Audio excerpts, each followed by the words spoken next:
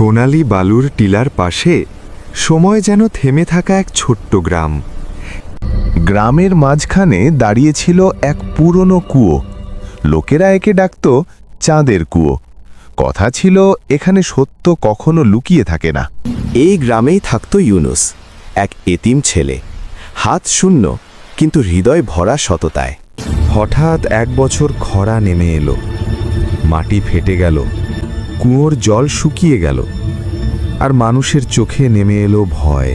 পূর্ণিমার রাতে সবাই যখন ঘুমিয়ে পড়েছে, ইউনুস একা দাঁড়িয়ে রইল কুয়োর পাশে। নীরবে সে তুলে ধরল তার দোয়া। হালকা বাতাস বইল, চাঁদের আলো গাঢ় হল, আর কুয়োর গভীর থেকে কিছু একটা যেন সাড়া দিল। ধীরে ধীরে কুয়ো ভরে উঠল পানিতে, স্বচ্ছ, ঠান্ডা, জীবন্ত। এ ছিল কোনো জাদু নয়, এ ছিল আল্লাহর রহমত। সকালের আলোয় গ্রাম জেগে উঠল নতুন আশায়। খেতে সবুজ ফিরল, আর মানুষের মুখে ফিরল হাসি।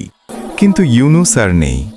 বালুর ওপর শুধু রয়ে গেছে তার পায়ের ছাপ, নীরব, শান্ত, অদৃশ্য।